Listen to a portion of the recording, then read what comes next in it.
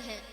एक बार एक सेठ जी घर बनवा रहे थे, तो घर में जब नीम लगती है ना, तो सेठ जी कह रहे थे उस जो मकान बनाते हैं उस मिस्त्री से, बोले भैया ऐसी नीम लगाना कि 100 वर्ष तक मकान का कुछ बिगड़े नहीं।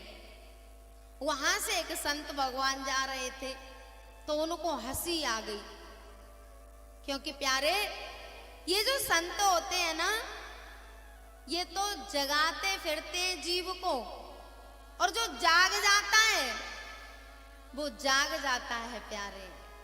जो इस मोह की निद्रा से जाग जाता है वो बच जाता है, और जो सोते रहते हैं वो फिर सोते ही रह जाते हैं। बात मानो न मानो खुशी आपकी, हम मुसाफिर हैं कल यहाँ से रम जाएंगे। संत की बात पर जो भी चल जाएंगे वो अमर नाम दुनिया में कर जाएंगे। सेठ जी की बात जब संत भगवान ने सुनी तो हंसी आ गई। सेठ ने सहन कर लिया, कुछ नहीं कहा कि चलो कोई बात नहीं। फिर एक दिन सेठ जी को कहीं बाहर जाना था,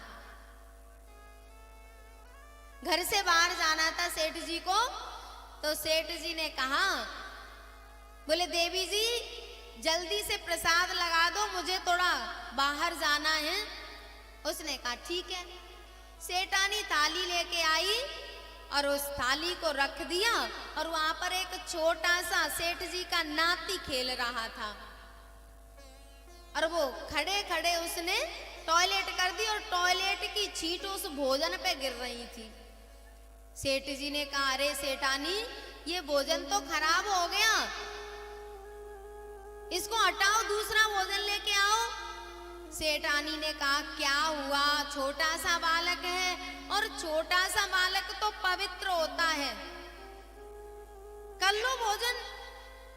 सेठ जी ने कहा ठीक है। सेठ जी उस भोजन को करने लगे तो संत भगवान फिर निकल के जा रहे थे, और उनको फिर हंसी आ गई। फिर एक दिन सेठ जी अपनी दुकान पे बैठे, और उसी समय एक बकरा दौड़ता हुआ आया, और दुकान के सामने जो गेहूं सूख रहे थे उनमें जल्दी जल्दी आके उसने खाना शुरू कर दिया। और सेठ जी निकल के आए एक डंडा लेके, और 2 मारे बकरे की पीठ में। बकरा भाग गया, और जो मुंह में गेहूं के दाने थे उनको भी निकाल दिया। इतनी जोर से सेठ जी ने मारा। फिर संत भगवान जा रहे थे, उनको फिर हंसी आ गई। अब तो सेठ पर गुस्से सहन नहीं कर पाया, गुस्से को, गुस्से का ठिकाना नहीं रहा। उसने कहा, संत भगवान इधर आओ, पहले आपसे बात कर लूं, मैं तो बाद में देखूंगा कुछ। बोले हाँ भैया बता।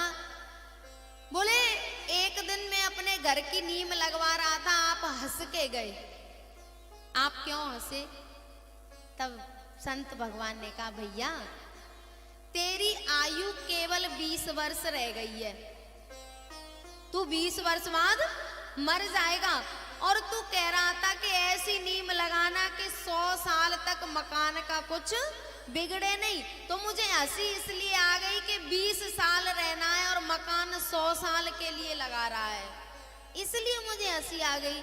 बोले अच्छा, दूसरी बार क्यों हंसे?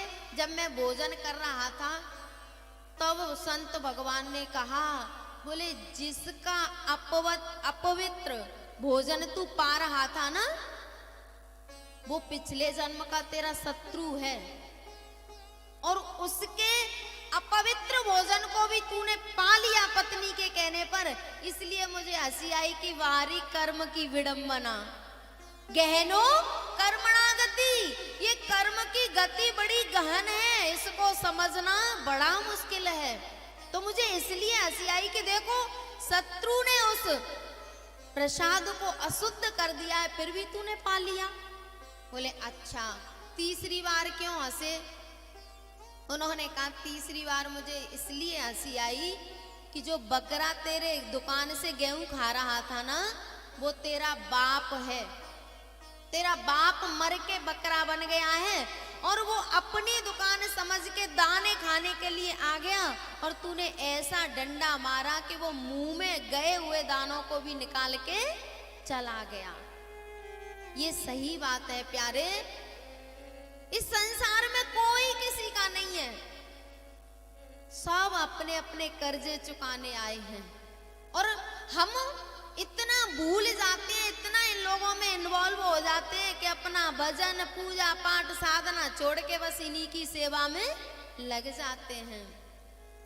हरि सुमिरन है सार हमने देख लिया। तो सज्जनों, ऐसे ही अर्जुन जब अभिमन्यु की आत्मा के पास गए तो उसने कह दिया, बोले ये बताओ कि मैं कौन से जन्म का आपका पुत्र हूं? मैंने तो अनेकों जन्म लिए। ऐसे ही चित्रकेतु के उस पुत्र ने कह दिया, बोले बताओ किस जन्म के आप हमारे पिता हो? तो सज्जनों, सब यहाँ पर ऐसे ही मिले हैं, यहाँ कोई किसी का नहीं है। परमात्मा का भजन ही हमारा है, परमात्मा की भक्ति ही हमारे काम आएगी, बाकी कोई काम आने वाला नहीं है।